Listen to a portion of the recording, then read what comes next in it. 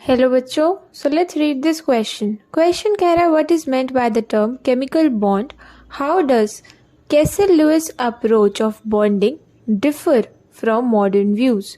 हमसे पूछा है केमिकल बॉन्ड क्या होता है और कैसे कैसल लुइस की अप्रोच डिफरेंट है मॉडर्न अप्रोच से ऑफ बॉन्डिंग। तो हम शुरू करते हैं अपना क्वेश्चन कि एक केमिकल बॉन्ड क्या होता है।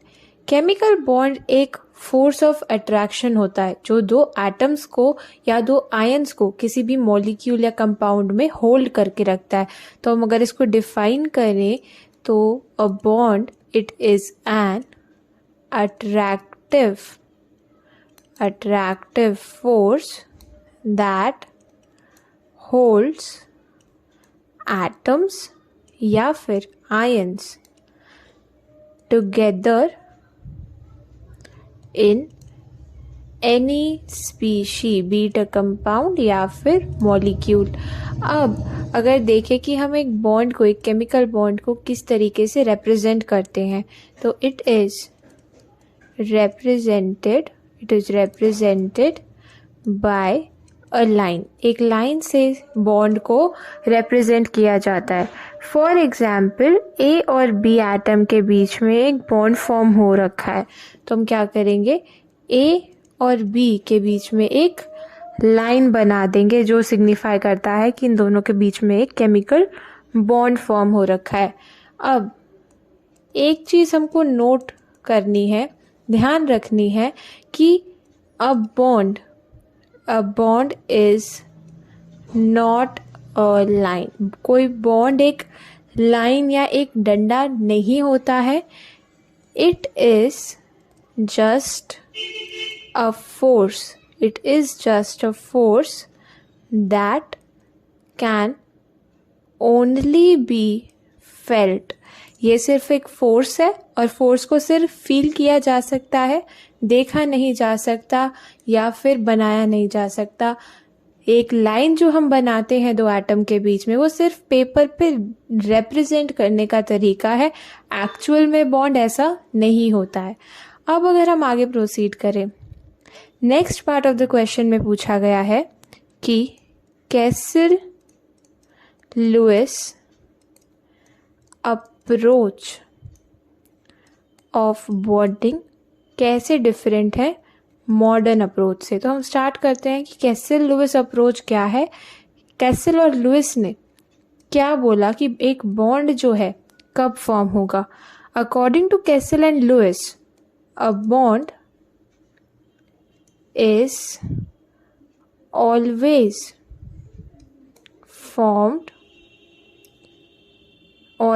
formed by transfer of electrons. या तो एक बॉन्ड फॉर्म होगा बाय ट्रांसफर ऑफ इलेक्ट्रॉन्स या फिर और बाय शेयरिंग ऑफ इलेक्ट्रॉन्स, या फिर इलेक्ट्रॉन्स की शेयरिंग से एक बॉन्ड फॉर्म होगा। एंड ऐसा क्यों होगा, क्यों बॉन्डिंग होगी, टू कंप्लीट ऑक्टेट कंप्लीट करने के लिए दो एटम्स के बीच में बॉन्ड फॉर्म होगा। तो ये बोला था कैसल लुइस ने। अब जो मॉडर्न अप्रोच है, modern approach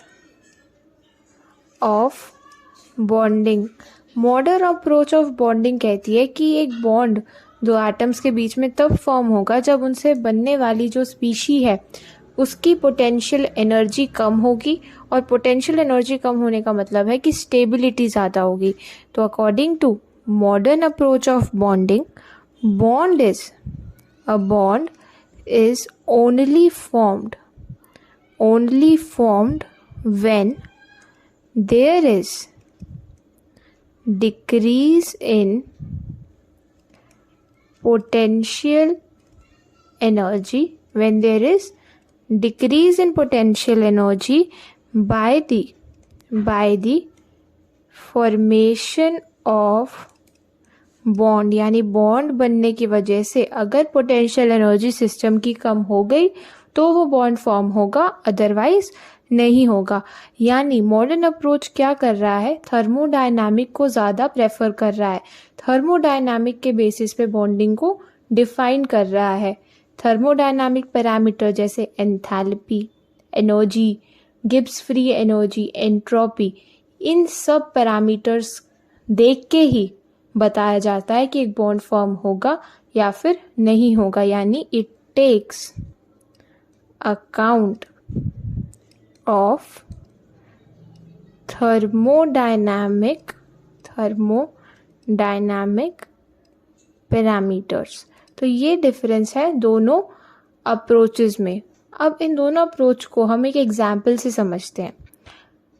for example, C2 molecule form होगा या नहीं होगा, ये हमें चेक करना है। तो पहले अगर हम कैसिल लुईस अप्रोच से जाएं तो उनके अकॉर्डिंग तो दोनों एटम्स को अपना सिर्फ ऑक्टेट पूरा करना है, और ऑक्टेट पूरा करने के लिए वो बॉन्ड फॉर्म करेंगे शेयरिंग से या फिर ट्रांसफ़र ऑफ इलेक्ट्रॉन से। यानी 2 कार्बन एटम है, दोनों के पास 4 वैलेंस इलेक्ट्रॉन्स हैं, तो उन्हें अपना ऑक्टेट पूरा करने के लिए जो है 4 बॉन्ड फॉर्म कर लेना चाहिए, जिससे दोनों कार्बन एटम्स के ऑक्टेट कंप्लीट हो जाएंगे। लेकिन सेकेंड अप्रोच जो कि एक मॉडर्न अप्रोच है, उसके अकॉर्डिंग C2 मॉलिक्यूल एग्जिस्ट ही नहीं करता है। So according to this theory C2 does not exist. ऐसा इसलिए because potential energy of the system यानी C2, potential energy of the system increases after bonding. यानी जब ये 4 बॉन्ड फॉर्म कर जाएंगे तब जो सिस्टम बनेगा उसकी पोटेंशियल एनर्जी जो है ज़्यादा होगी, और पोटेंशियल एनर्जी ज़्यादा होने का मतलब स्टेबिलिटी का कम होना, स्टेबिलिटी कम हो जाएगी। इस वजह से ये फॉर्म होता ही नहीं है, ये बॉन्डिंग जो है नहीं होती है। तो आई होप सबको ये सोल्यूशन समझ में आ गया होगा। Thank you very much and all the best.